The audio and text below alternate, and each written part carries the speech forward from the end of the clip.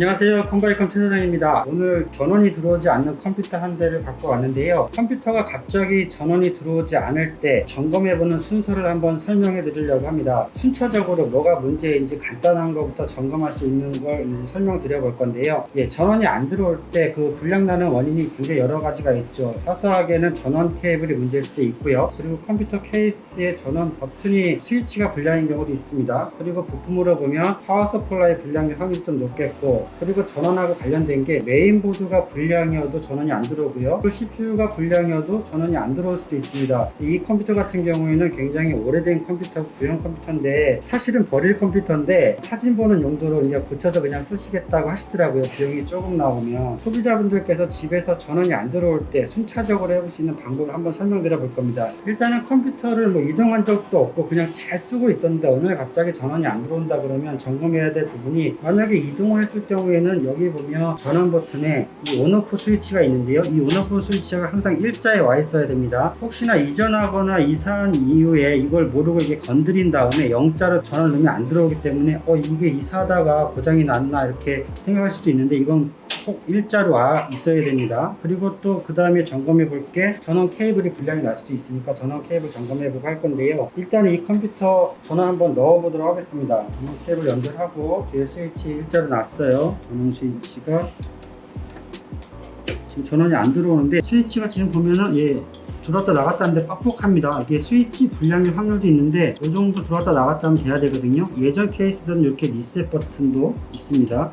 리셋 버튼은 자주 누르는 게 아니기 때문에 이렇게 손톱으로 누를 수 있게 되어 있네요. 지금 전원이 아예 안 들어오는 상태는 맞고요. 그러면 하나씩 순차적으로 점검해 보도록 하겠습니다. 자, 먼저 처음에 점검해야 될 부분이, 여러분들이 멀티 컨센트 있잖아요. 전기가 이것저것 꽂혀 있을 수가 있어요. 모니터, 본체, 선풍기라든가 또 이것저것 꽂혀 있을 수도 있는데, 멀티톱이 잘 되는지 다른 전기 장치를 꽂아서 충전기 같은 거 꽂아갖고 테스트를 먼저 해보시고요. 그리고 멀티탭이 이상이 없다 그러면 그 다음에 이 전원 케이블도 한번 바꿔봐야 됩니다. 이 간단한 케이블이 불량 날 게 있느냐 이렇게 생각할 수도 있는데, 이 전원 케이블 불량도 덜어 있습니다. 케이블이 이렇게 트위스트 나거나 아니면은 가만히 쓰다가도 불량이 날 수가 있어요. 그래서 이 케이블도 한번 교체를 해보셔야 되고요. 지금 같은 경우에는 이게 온전한 케이블이고 온전한 멀티탭인데 전원이 들어오지 않습니다. 그 다음에 점검해 볼 게 이 스위치가 잘 되어 있나 점검해 보는 건데, 파워를 갈기 전에요. 일단은 케이스 여는 법 한번 보여드릴게요. 케이스 후면에 보면 그런 나사들이 있습니다. 나사를 돌려서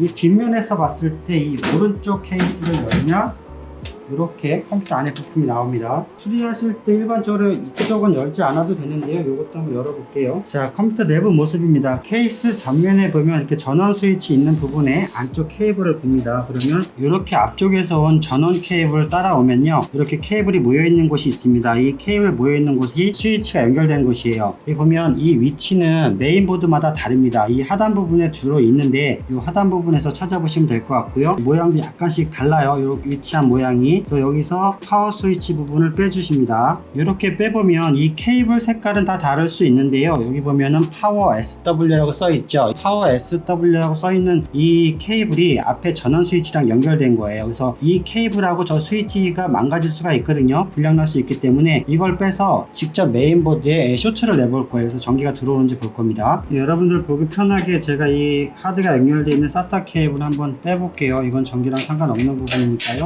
빼보고, 지금 보시면 이렇게 파워 스위치만 뺀 부분인데, 이걸 그럼 어떻게 테스트하느냐, 이런 금속 드라이버 있잖아요. 이 드라이버 가지고 저 스위치 부분을 쇼트를 시키는 겁니다. 지금 이거 같은 경우에는 지금 띠하고 들어왔어요. 지금 화면이 잘 부팅이 될 것 같아요. 모니터는 연결해 놓지 않았지만 파워나 메인보드 이런 거에 문제가 없고요. 아까 전원 버튼이 뻑뻑했잖아요. 그래서 이 스위치가 불량입니다. 정말 간단한 거죠. 그러면 이 스위치를 어떻게 수리를 하느냐, 저 스위치를 뜯어서 교체를 해야 되는데 이 케이스가 굉장히 오래된 거잖아요. 그래서 케이스를 관리를 하게 되면 케이스 저렴한 거 10,000원대도 있기도 하고요. 하지만 근데 재조립을 우리가 할 수 없으시잖아요, 일반 분들은. 근데 업체 의뢰를 하게 되면 케이스 값하고 분해 조립비가 이제 들어가겠죠. 그럼 비용이 많이 들어가는데, 이런 경우에는 어떻게 하냐면 방법이 하나 있습니다. 아까 우리 전면에 보면 이렇게 전원 스위치가 있고 리셋 스위치가 있어요. 이 리셋 스위치 아까 설명드렸는데 별로 사용할 일이 없다고 말씀드렸거든요. 전원 스위치를 리셋 스위치랑 바꾸는 겁니다. 그래서 전원 스위치는 이제 안 사용하고 리셋 스위치로 컴퓨터를 껐다 켰다 하는 거죠. 한번 해볼게요. 일단은 전원을 다시 끄고요.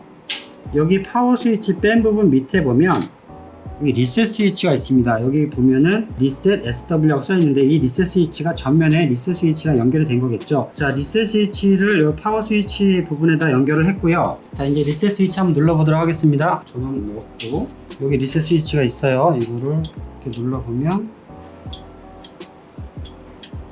안 들어오네. 특이하게 리셋 스위치도 불량이네요. 이런 경우 흔치가 않은데 이거 갑자기 땀나는데요. 다시 한번 테스트 해볼게요. 쇼트 하면은 그냥 전원이 들어옵니다. 스위치 불량은 확실하고요. 근데 전원 스위치랑 리셋 스위치가 둘 다 불량이에요. 이런 경우에는 케이스를 가를 수밖에 없겠는데요. 지금 얘가 M-ATX 보드고요. ATX 파워니까요. 스텔라 미니 같은 케이스 있잖아요. 아주 저렴한 케이스. 그거를 교체해서 재조립을 해야 될 것 같습니다. 자, 지금 이제 저희가 전원이 안 들어왔을 경우에 순차적으로 점검하는 걸 해보는 건데요. 이제 이런 상황이 되면은 컴퓨터 부품을 분해하고 재조립을 해야 하기 때문에 사실은 이제 이거는 일반 소비자분들이 하시기가 좀 어렵죠. 만약에 얘가 요즘 케이스라면 스위치 부분만 따로 제조사에 요청해서 교체할 수 있겠지만 이거는 오래된 구형 케이스이기 때문에 교체할 수 있는 게 없습니다. 그래서 부품이 없기 때문에 케이스 전체를 갈아야 돼요. 자, 이제 이 상태에서 우리가 만약에 이 전원을 수트를 했는데도 안 들어온다 그러면 이제 파워 서플라이를 그때는 이제 변경을 해봐야겠죠. 파워 서플라이 갈아서 불량이다 그러면 파워 서플라이 교체하는 건데요. 사실은 파워 서플라이 교체하는 건 그렇게 어렵지 않습니다. 그런데 파워를 갈았는데도 안 된다 그러면 이제 메인보드 갈고 CPU 갈고 이렇게 해봐야겠는데요. 이 사양 같은 경우는 워낙 구형이기 때문에 메인보드를 교체하게 되면 중고 메인보드를 구해서 교체하던가 해야 되는데 이렇게 오래된 사양이 메인보드가 불량이 나면 수리를 안 하는 게 낫겠죠. 그런데 이 컴퓨터 같은 경우에는 지금 케이스만 교체하면 되기 때문에 이런 중고 컴퓨터 살 때 그래도 몇만 원 줘야 사니까요. 케이스를 만 얼마짜리 2만 원 안 되는 저렴한 케이스로 변경을 해서 교체해서 재조립하는 게 나을 것 같습니다. 구형 사양이기 때문에 고가의 케이스는 필요가 없고요. 제가 적당한 케이스 한번 들고 오도록 하겠습니다. 자, 이 케이스는 스텔라 미니 케이스인데요. 저희가 최저가 사무용 조립할 때 많이 사용하는 케이스입니다. 15,000원 정도 하는 케이스예요. 얘도 원래 한 13,000원인데 가격이 조금 올랐습니다. 케이스만 싹 갈아서